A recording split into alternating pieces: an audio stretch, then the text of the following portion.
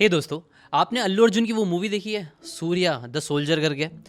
मैं भी रिसेंटली दिल्ली गया था एक इवेंट के लिए। तब होटल में मैं ऐसे टाइम पास कर रहा था ना। वहाँ पे टाइम पास करने के लिए मैंने टीवी ऑन करी तो यही मूवी चल रही थी।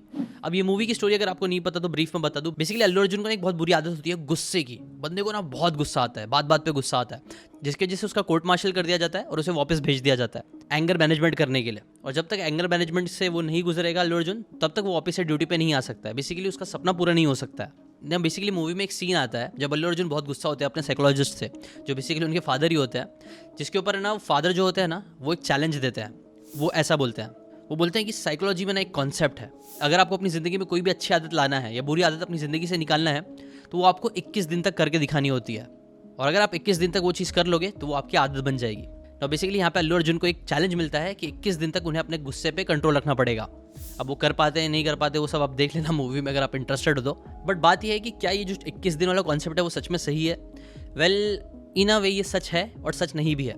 मतलब 21 दिन में कोई भी आदत बना सकते हैं ये तो मिथ है, बट हाँ थोड़ा बहुत इसमें सच्चाई भी है। एक लैली स्टडी करी गई थी जिससे पता चला है कि कोई अभी अच्छी आदत या बुरी आदत आपको निकालना है तो आपको एटलीस्ट 18 दिन से 256 डेज तक लग सकते हैं।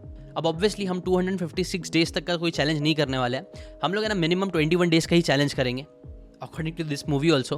और मुझे लगता है अगर आप 21 दिन तक कोई चीज़ कर सकते हो तो ज़्यादा प्रोबेबिलिटी है कि आप उसको 200 दिन तक भी कर पाओगे। इसलिए आज के इस वीडियो में मैं चाहूँगा कि आप 21 दिन का चैलेंज लो और मैं भी लूँगा।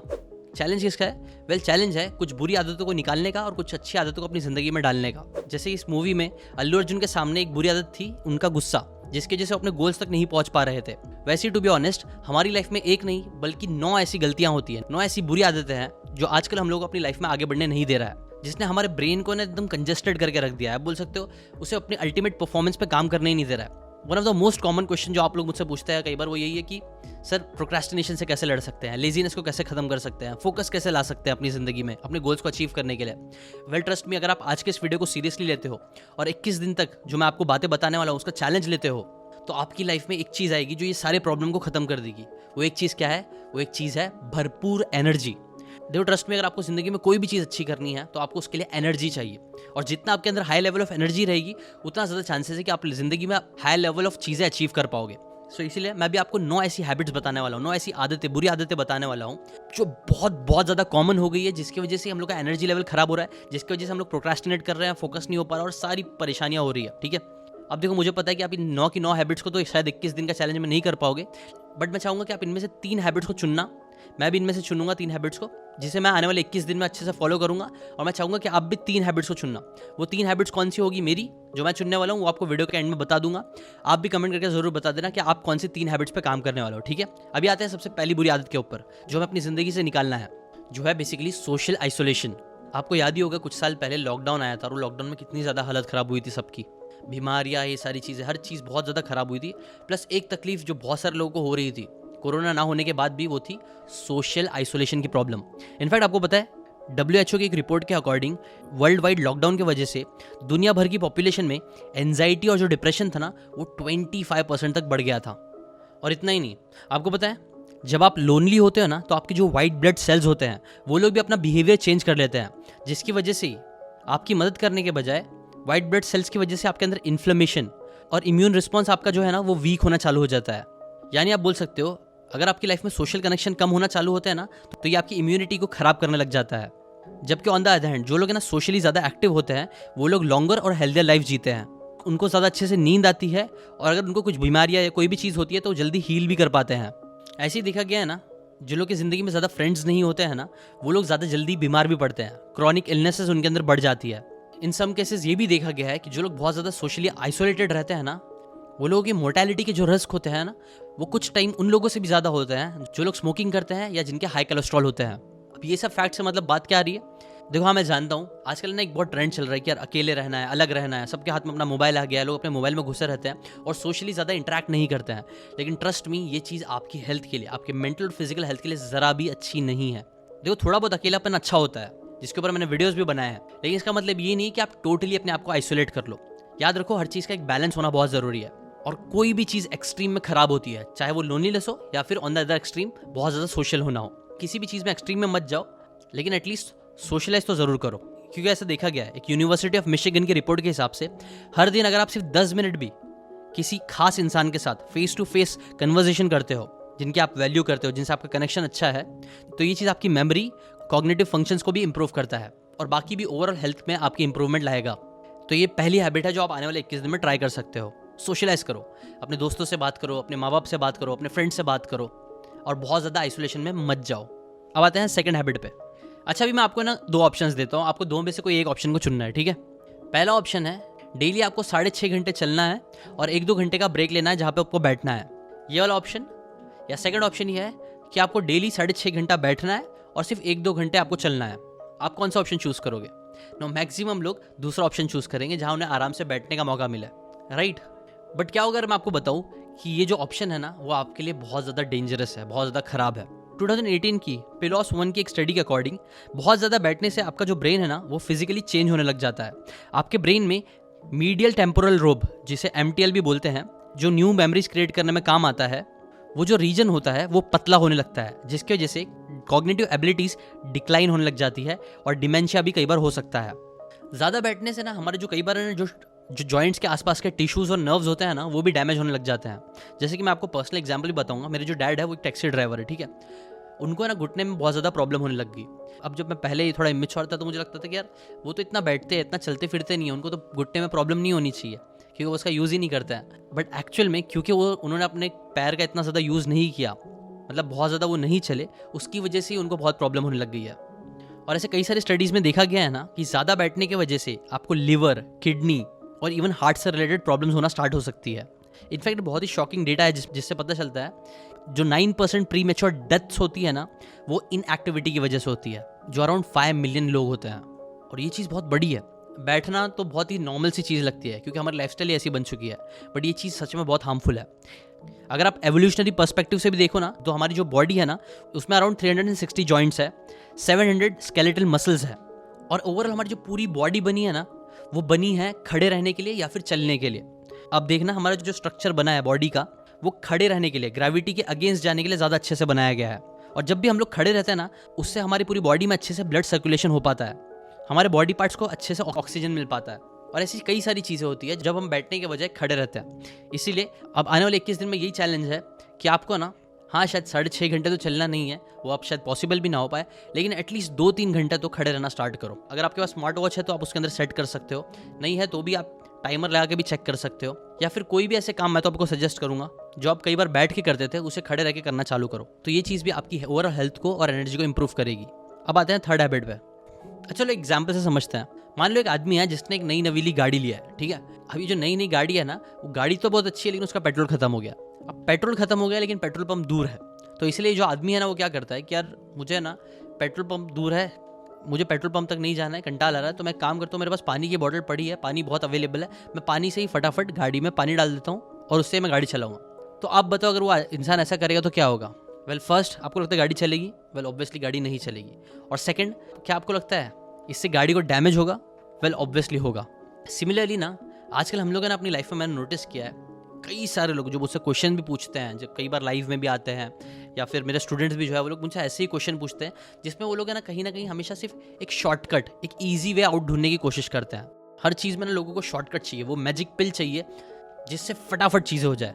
मतलब कोई एक ऐसी एक्सरसाइज पता चल जाए जिससे वो लोग 1 हफ्ते में पतले हो जाए, कोई एक ऐसा पैसा कमाने का तरीका मिल जाए जिससे वो लोग 1-2 महीने में ही करोड़पति बन जाए या मिलियनर बिलियनर बन जाए। पर ट्रस्ट मी, दिल पे हाथ रख के आप सच में अपने आप से पूछो, क्या सच में पैसे कमाना या जितनी भी हार्ड चीज़ें होती है, जितनी भी वर्थवाइल चीज़ें ज़िंदगी में अचीव करने वाली होती है, वो करना इतनी आसान होगी? हो सकती है? वेल, मोस्टली ऐसा नहीं होता है। इसलिए थर्ड हैबिट से ना अपनी ज़िंदगी में ना शॉर्टकट ढूंढने के पीछे प्लीज़ मत जाओ। हमारा जो दिमाग है ना वो कॉम्प्लिकेटेड प्रॉब्लम्स को सॉल्व करने के लिए बना गया है, बट हम लोग आजकल क्या कर रहे हैं, हम लोग अपने दिमाग का अच्छे से यूज़ नहीं कर रहे हैं, जो बिल्कुल वैसे ही है जैसे एक अच्छी गाड़ी तो है हमारे पास, लेकिन हम उसके अंदर सही पेट्रोल ही नहीं डाल रहे, सही चीज़ें ही फीड नहीं कर रहे हैं। तो क्या आपको लगता है वो चीज़ सही से चलेगी? ऑब्वियसली नहीं चलेगी। इसलिए अगर आप चाहते हो कि आपका ब्रेन अच्छे से फंक्शन करे, बेस्ट से बेस्ट आउटपुट क्रिएट कर पाए, अच्छी एनर्जी भी आपको दे सके, तो उसको वैसे यूज़ करो। उसको आप सिर्फ डोपामिन रिलीज करने के लिए या फालतू चीज़ करने के लिए मत यूज़ करो। सो हैबिट नंबर 3 जो आपको अपनी ज़िंदगी से निकालनी है वो यही है कि स्टॉप टेकिंग शॉर्टकट्स। थोड़ा अपने ब्रेन को भी काम पे लगाओ, उसे कॉम्प्लिकेटेड प्रॉब्लम्स दो जिसे वो सॉल्व करके अच्छे से फंक्शन कर पाए। अब आता है हैबिट नंबर 4 पे। अच्छा, आप लोगों के साथ ऐसा होता है कि आप लोग बहुत ज़्यादा लेजी फील करते हो, आपको बहुत अजीब सा खराब लगता है, आपको एंजाइटी होती है या फिर आप लोग डिप्रेस फील करते हो, एकदम लो सा फील करते हो। कितने लोगों के साथ ऐसा होता है, कमेंट करके ज़रूर बताना। ट्रस्ट मी, मेरे साथ भी ऐसा बहुत बार होता है। और मैंने नोटिस किया ये सब, बताओ कब कब होता है, जब जब मैं फिजिकली ज़्यादा इनएक्टिव होता हूँ और जब जब मैं एक्सरसाइज करना स्टार्ट करता हूँ, लेकिन हाँ लिमिट में, तब तक मैंने नोटिस करा है मेरा एनर्जी लेवल, मेरा मूड बहुत ज़्यादा एलिवेट होता है। क्यों होता है? बिकॉज सच में एक्सरसाइज जो होती है ना, वो मूड को रेगुलेट करने में बहुत ज़्यादा हेल्प करता है। Apart from losing weight, skin health और कई सारी अदर बेनिफिट्स के, सबसे बड़ा one of the major benefit exercise का वो यही है, वो आपके मूड को, आपके एनर्जी लेवल को बहुत ज़्यादा बढ़ाने में आपकी हेल्प करता है। और जैसे कि मैंने आपको वीडियो में ही बताया था कि एनर्जी लेवल अगर हाई रहेगा तभी आप अच्छे अच्छे काम कर पाओगे, बड़े बड़े काम कर पाओगे। इनफैक्ट जॉन रेड्डी की एक बुक है स्पार्क, बहुत इंटरेस्टिंग बुक है, मैं आपको ज़रूर सजेस्ट करूँगा पढ़ना। उसकी समरी भी शायद मैंने बनाई है, आप आई बटन से आके देख लेना। उसमें एक बहुत इंटरेस्टिंग से रिसर्च ऑथर शेयर करते हैं नापरविल हाई स्कूल की, जहाँ पे ना स्टूडेंट्स के ऊपर एक्सपेरिमेंट करा गया था ना। जो क्लास के बच्चे थे उन्हें 2 ग्रुप्स में बांट दिया गया था। पहले ग्रुप के स्टूडेंट को बोला गया था कि आपको हर सुबह ना एक इंटेंस एक्सरसाइज करके आनी है, जिसमें आपका जो हार्ट रेट है वो बढ़ना चाहिए। और दूसरे ग्रुप को कहा गया था कि आपको ना एक्सरसाइज कुछ नहीं करना है, आपको आराम से सोना है और आराम से उठना है ना। जब दोनों लोगों के एग्जाम्स लिए गए, दोनों ग्रुप्स के, तो रिजल्ट कुछ ऐसा आया कि जो पहला ग्रुप था ना, उनको 17% का इंक्रीज देखने मिला, जबकि सेकेंड ग्रुप में सिर्फ 10% का इंप्रूवमेंट देखा गया था पढ़ाई करने के बाद रिजल्ट्स में। इसलिए ये एक सिंपल हैबिट है जो आपने शायद 1000 बार सुन लिया होगा, मेरे वीडियोस में भी सुन लिया होगा, लेकिन वापस से सुनना बहुत ज़रूरी है अगर आपने अभी तक अप्लाई करना स्टार्ट नहीं किया है। वो है स्टार्ट एक्सरसाइजिंग। आने वाले 21 दिन में ना एटलीस्ट 15 मिनट 30 मिनट के लिए एक्सरसाइज करना स्टार्ट करो। पुशअप्स, पुलअप्स, प्लैंक्स, स्क्वाट्स, ये सब चीज़ें आप चाहो तो घर पे भी कर सकते हो। ट्राई करो 30 मिनट एक्सरसाइज करने का। और अगर आप ये हर सुबह करोगे ना, तो ट्रस्ट मी, आपका जो पूरा दिन होगा ना, उसके अंदर आपको एक एनर्जी मिलेगी, एक कॉन्फिडेंस मिलेगा, जो आपको और ज़्यादा काम करने में हेल्प करेगा। इसके बाद आते हैं हैबिट नंबर 5 पे, जो आपको अपनी ज़िंदगी से निकालना है, वो है ज़ॉम्बी स्क्रॉलिंग। अभी रिसेंटली मैंने आपको बताया था, मैं इवेंट पे गया था ना। वो जब इवेंट चल रहा था ना, तो वहाँ पे कई सारे बड़े बड़े बिजनेसमैन लोग आए हुए थे, कई सारे इंटेलेक्चुअल लोग आए थे जिनके पास बहुत सारा ज्ञान था, बहुत सारी अच्छी अच्छी बातें थे जो बिजनेस से रिलेटेड सिखा रहे थे। बट मैंने जब पीछे मुड़ के देखा तो मैंने क्या नोटिस किया, मैंने नोटिस किया कि ऑलमोस्ट आधे लोग जो थे ना, वो लोग अपने मोबाइल में स्क्रॉल कर रहे थे। ऐसा कितनी बार होता है हमारे साथ भी, हम लोग का शायद झगड़ा होता है या कोई भी एक चीज़ होती है, हम डिप्रेस होते हैं, ख़राब फील करते हैं, तो हम लोग फ़ौरन अपना मोबाइल उठा लेते हैं और स्क्रॉल करने लग जाते हैं। मेरे साथ भी एक चीज़ कई बार होती है और आई एम सो श्योर आपके साथ भी होती होगी। बट ट्रस्ट मी, ये जो चीज़ है ना, वो बहुत ही ज़्यादा हार्मफुल है आपके ब्रेन के लिए और आपकी एनर्जी के लिए भी। इसलिए 21 दिन के लिए आप ये चैलेंज भी ले सकते हो कि ये ज़ॉम्बी स्क्रॉलिंग करना बंद करो। चलो इमेजिन करके देखते हैं कि अगर आप ये करते हो, अपने मोबाइल को साइड रखना स्टार्ट करते हो, तो क्या होगा, साइंटिफिकली इसके क्या रिजल्ट्स मिलेंगे। जब आप अपने फ़ोन से दूर रहना स्टार्ट करोगे ना, तो 1 घंटे के अंदर ही आपको एक बहुत सडनली अर्ज आएगी। इनफैक्ट आप 1 घंटे के अंदर शायद 3-4 बार अपना फ़ोन वापस लेने का ट्राई करोगे, क्योंकि ऑन एवरेज देखा गया है कि एक एवरेज पर्सन जो होता है ना, वो दिन में 52 टाइम्स अपना फ़ोन उठाता है। अगर आप 12 घंटे सर्वाइव कर लेते हो, तो इससे क्या होगा, जो आपको एंशियस फील होता है ना, वो आप ज़्यादा फील करने लगोगे, क्योंकि आप अपना फ़ोन यूज़ नहीं कर पा रहे होगे। आपके ब्रेन में जो कॉर्टिसोल लेवल है ना, वो इंक्रीज होना चालू हो जाएगा, जो कि एक स्ट्रेस हार्मोन होता है। 24 घंटे अगर आप अपना मोबाइल नहीं यूज़ करोगे, तो आपको फोमो होने लगेगा। आपको ऐसा लगने लगेगा कि यार आप लाइफ में कुछ ना कुछ बहुत इंपॉर्टेंट मिस कर रहे हो। जैसे कि आप ट्रेन पकड़ने जा रहे हो और आपकी ट्रेन छूट रही है, आपके हार्ट रेट अचानक बढ़ सकते हैं, आपका ब्लड प्रेशर बढ़ने लगेगा और शायद से आपकी एंजाइटी भी बढ़ जाए। लेकिन 3 दिन ज़ॉम्बी स्क्रॉलिंग और मोबाइल को एकदम कम यूज़ करते हो, तो फिर आपको पॉजिटिव फील होना स्टार्ट हो जाएगा। आपके रिलेशनशिप बेटर होने लगेंगे, क्योंकि आप एट द एंड रिलेशनशिप पे फोकस करने लग जाओगे, लोगों से बात करने लग जाओगे, आप दूसरों को अच्छे से ऑब्जर्व करना स्टार्ट कर दोगे। और जैसे ही 5 दिन होंगे, आप नोटिस करोगे कि आपका जो अटेंशन स्पैन है ना, वो बढ़ने लग जाएगा। आप हर चीज़ पे ज़्यादा फोकस करने लग जाओगे। जैसे कि फॉर एग्जांपल, अगर आप 10 मिनट पढ़ाई कर पाते थे बिना डिस्ट्रैक्शन के, तो अब आप 15 मिनट 20 मिनट करने लग जाओगे। और 5 से 7 दिन में ही आपकी जो कॉग्निटिव फंक्शंस है ना, वो इंप्रूव होने लग जाएंगे। 1 हफ्ते में आपकी स्लीप क्वालिटी बेटर हो जाएगी, क्योंकि एक स्टडी के अकॉर्डिंग स्क्रीन से आने वाली जो आर्टिफिशियल लाइट होती है ना, उसका ज़्यादा एक्सपोजर की वजह से आपका जो स्लीप का रिदम होता है वो ख़राब हो जाता है। और ऐसे अगर आप 2 हफ्ते कर लेते हो मोबाइल का यूज़ कम करना, तो आपकी एंजाइटी एकदम कम हो जाएगी। बल्कि रिसर्च के अकॉर्डिंग फ़ोन के एब्सेंस की वजह से आपका जो डिप्रेशन के सिम्टम्स है ना, वो भी कम होने लग जाएंगे। इसके साथ साथ आपके नेक और रिस्ट, अगर उसके अंदर पेन होता है, तो वो भी खत्म होना चालू हो जाएगा। देखो दोस्तों, मुझे पता है कि शायद आप पूरी तरीके से मोबाइल को यूज़ करना बंद ना कर पाओ, क्योंकि शायद आप काम भी करते होंगे अपने मोबाइल से और बाकी सारी चीज़ें, जैसा मैं भी करता हूँ। तो इसीलिए एक प्रैक्टिकल यही है कि आने वाले 21 दिन में आप ट्राई करो कि कोई एटलीस्ट 1-2 ऐप्स हो, उनको डिलीट कर दो या फिर उनके ऊपर लॉक लगा दो, उनको यूज़ करना पूरी तरीके से बंद ही कर दो। ट्रस्ट में, अगर आप ये 21 दिन तक करोगे ना, आपका बहुत ज़्यादा टाइम बचेगा। कई सारे लोग बोलते हैं ना, मेरे पास टाइम नहीं है। आपको लगता होगा आपके पास भी टाइम नहीं है, लेकिन ट्रस्ट मी, कई सारा टाइम तो हमारा सिर्फ ये स्क्रीन के स्क्रॉलिंग में चले जाता है, तो वो टाइम भी आपका बचेगा। ये चीज़ मैंने भी पर्सनली नोटिस करी है, तो ये चीज़ ज़रूर करना, ये वाली हैबिट को भी ज़रूर करना। इसके बाद आते हैं 6th हैबिट पे, पुअर स्लीप पैटर्न। एक इंटरेस्टिंग बुक है निक हॉल की, जो PhD है। बुक का नाम है I know what to do so why don't I do it. उसके अंदर है ना ऑथर, वो भी अगेन कई सारी हैबिट्स के बारे में बात करते हैं, जिनमें से कई सारी हैबिट्स मैंने ऑलरेडी इस वीडियो में भी बताई हैं। उसके में से एक चीज़ के बारे में जो वो बात करते हैं वो है स्लीप के बारे में। वो बताते हैं ना कि जो सोल्जर्स हैं उनके ऊपर काफ़ी इंटेंसिव रिसर्च करी गई है, ये देखने के लिए कि कितना टाइम उन्हें नींद नहीं मिलेगी तो वो लोग परफॉर्म कर पाएंगे।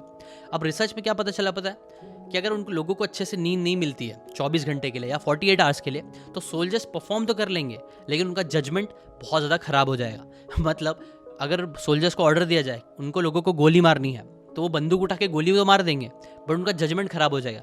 गोली वो अपने वालों को मारेंगे या दूसरे वालों को मारेंगे, ये चीज़ में वो मिस्टेक कर सकते हैं। इनफैक्ट रिसर्च में ये भी पता चला ना कि अगर 48 आवर्स की स्लीप ना मिलने से लोगों की जजमेंट इतनी ज़्यादा खराब हो जाती है जितनी कई बार अल्कोहल पीने वालों की भी नहीं होती है।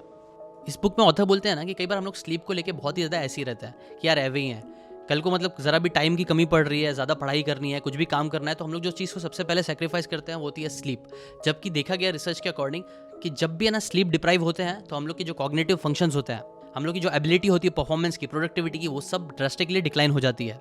इसलिए एक सोल्यूशन भी देते हैं वो बुक में, वो यही है कि कई बार है ना आप सुबह लेट तक सोने से बेटर है कि आप लोग आधा घंटा जल्दी सोना स्टार्ट करो। जैसे कि शायद आपको पता होगा जो स्लीप होती है ना, जो स्लीप का साइकिल होता है उसमें बेसिकली 4 स्टेजेस होते हैं। 4 में से एक होती है रैम स्लीप और बाकी 3 होती है नॉन रैम स्लीप, जिसे N1, N2, N3 भी बोला जाता है। अब इसमें जो नॉन रैम स्लीप होती है ना, वो हमारे लिए बहुत ज़्यादा इंपॉर्टेंट होती है, जो हमारे स्लीप साइकिल के स्टार्टिंग में ही आती है। और यूजुअली जो हमारे स्लीप साइकिल्स होते हैं वो 90 से लेके 110 मिनट्स तक होते हैं। इसलिए इस बुक के जो ऑथर भी थे ना, वो बोलते हैं कि आप है ना नोटिस करना कि आप है ना इस साइकिल्स में ही अपनी स्लीप को कंप्लीट करो। जैसे कि अगर आप कभी सुबह में 8 बजे उठते हो और आप फील करते हो कि आप बहुत ज़्यादा थकान फील करते हो, तो आप 8 के बजाय 8:30 बजे उठने की कोशिश करो और देखो वो टाइम पे आपकी एनर्जी कैसी लग रही है। क्योंकि कई बार है ना हमारा साइकिल कंप्लीट नहीं हुआ रहता है स्लीप का, जो हमें टायर्ड फील कराता है। सो आने वाले 21 दिन में आप ये भी चीज़ को ट्राई करो। अब आता है नंबर 7 पे। अभी कुछ टाइम पहले ना मेरी ईटिंग हैबिट बहुत ज़्यादा खराब हो गई थी, और ईटिंग हैबिट का मतलब सिर्फ ये नहीं कि मैं जंक फूड खा रहा हूँ, बट कि मैं क्या खा रहा हूँ, कितना खा रहा हूँ, ये चीज़ बहुत खराब हो गई थी। कभी कभी मैं कुछ नहीं खाता था, लेकिन फिर जब खाता था तो बहुत ज़्यादा खाता था, और ये चीज़ बहुत ही ज़्यादा खराब होती है हमारे ब्रेन के लिए और हमारी बॉडी के लिए भी। आपने कभी नोटिस किया है कि आप बहुत ज़्यादा भूखे रहते हो, हफ्ते की तरफ जब आप खाना खाना चालू करते हो, उसके बाद खाना खा के आपको बहुत मज़ा तो आता है, लेकिन फिर आप बहुत ज़्यादा आलसी फील करने लग जाते हो। अब ऐसा क्यों होता है? वेल यूजुअली ऐसा होता है बिकॉज जब हम लोग एक्सेसिव खाना खा लेते हैं तो फिर हमारे ब्रेन में सेरोटोनिन नाम का एक हार्मोन होता है, वो ज़्यादा रिलीज़ होता है। और ये जो हार्मोन होता है वो बेसिकली हमारे मूड्स को बैलेंस करने के लिए यूज़ होता है। जब सेरोटोनिन ज़्यादा हो जाता है, हम अपने मूड को संभाल नहीं पाते और हम बहुत ज़्यादा आलसी फील करने लग जाते हैं। सो अगर आप चाहते हो कि आपको पूरे दिन एक कांस्टेंट फ्लो ऑफ एनर्जी अच्छे से मिलते रहे, तो ये गलती तो कभी मत करना कि या तो खाना ही मत खाओ या तो खा रहे हो तो बहुत ज़्यादा खाओ। ऐसा नहीं करना है आपको। सबसे बेस्ट ऑप्शन ये है कि आप थोड़ा थोड़ा अमाउंट ऑफ फूड खाते रहो, जिससे आपको कॉन्स्टेंटली एक लेवल ऑफ एनर्जी मिलती रहेगी, जिससे आप ना ही बहुत ज़्यादा आलसी फील करोगे और ना ही आपके अंदर इतना ज़्यादा एनर्जी आ जाएगा कि वो सेरोटोनिन को बढ़ा देगा और आपको नींद आने लग जाएगी। UCLA के ब्रेन रिसर्च इंस्टीट्यूट की साइकोलॉजिस्ट एरन ने एक रिसर्च करी थी, जिससे उन्हें पता चला ना कि जंक फूड जो हम लोग आजकल बहुत नॉर्मली हमेशा खाते रहते हैं, मैं भी खाता रहता हूँ, वो है ना सिर्फ हमारे लिए थोड़ा बहुत ऐसा हार्मफुल पेट खराब नहीं करेगा, वो एक्चुअल में हमारे ब्रेन को श्रिंक कर सकता है। मैंने आपको एग्जाम्पल दिया था ना कि अगर आपके पास अच्छी गाड़ी है, आप उसको पेट्रोल के बजाय पानी डालोगे तो क्या होगा? वो चलेगी नहीं, ये बात तो है, प्लस वो डैमेज भी हो जाएगी। ऐसे ही कुछ होता है जब हम लोग जंक फूड भी खाते हैं। तो इसलिए आने वाले 21 दिन में आपको सजेस्ट करूंगा कि जंक फूड को नो बोलना स्टार्ट कर दो। उसके बाद आओ हैबिट नंबर 8 पे, जो आपको निकालनी है अपनी लाइफ से। मैं अपने कई सारे स्टूडेंट्स के साथ लाइव क्लासेस करता रहता हूँ। वो लोग मुझसे कई बार क्वेश्चन पूछते हैं, मैं उनका जवाब देता हूँ। अभी रिसेंटली मैंने अपने एक स्टूडेंट से बात कर रहा था जो बहुत ज़्यादा परेशान था बिकॉज उसे अपनी लाइफ में बहुत कुछ करना था, बहुत बड़ी बड़ी चीज़ें अचीव करनी थी, बट वो बोल रहा था कि भाई मैं ये सब चीज़ें को अचीव कर नहीं पा रहा हूँ। मुझे लगता है मैं अपनी लाइफ में बहुत कुछ कर सकता हूँ, बहुत पैसे कमा सकता हूँ, बहुत अपने सारे ड्रीम्स को पूरा कर सकता हूँ, बट जहाँ मैं चाहता हूँ मैं रहूँ वहाँ पे मैं अभी हूँ नहीं, और उसके लिए मैं क्या करूँ मुझे कुछ समझ में नहीं आ रहा। तब मैंने उससे जब बात करी तो मुझे एक चीज़ रियलाइज़ हुई कि एक बहुत बड़ी गलती जो वो कर रहा था वो यही था, वो थी इन्फॉर्मेशन ओवरलोडिंग की। वो बहुत सारी बुक्स पढ़ रहा था, बहुत सारे वीडियोस देख रहा था, चीज़ें बहुत सारी सीख रहा था, लेकिन जिस लेवल पे वो चीज़ें सीख रहा था उसके आधे से आधे लेवल पे भी वो चीज़ों को एग्जीक्यूट नहीं कर रहा था, और ये चीज़ ही सारी प्रॉब्लम क्रिएट कर रही थी। देखो ट्रस्ट मी, आज का जो टाइम है ना, वैसा टाइम पूरी हिस्ट्री में कभी नहीं रहा है। हम लोग पहले बहुत सिंपल लाइफ जीते थे, हंटिंग करना, एग्रीकल्चर करना, लोगों से बातें करना, और बहुत ही लिमिटेड इन्फॉर्मेशन होती थी जो एक्चुअल में हमें मिलती थी पूरे दिन में।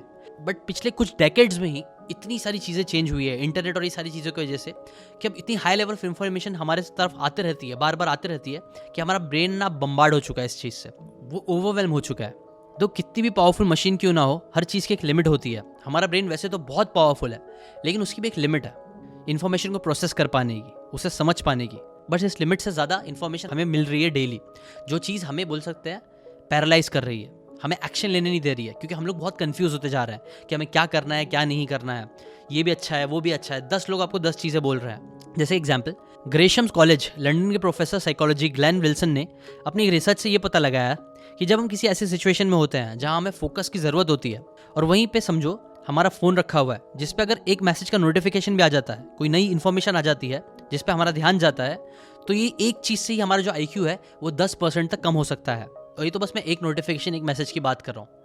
आजकल तो हमें पता नहीं कितने सारे नोटिफिकेशन, कितने सारे एड्स, कितना सारा कंटेंट डेली देखने मिलता है। थोड़ी बहुत चीज़ें सीखना अच्छी बात है, बट एक्सेसिव मत करो।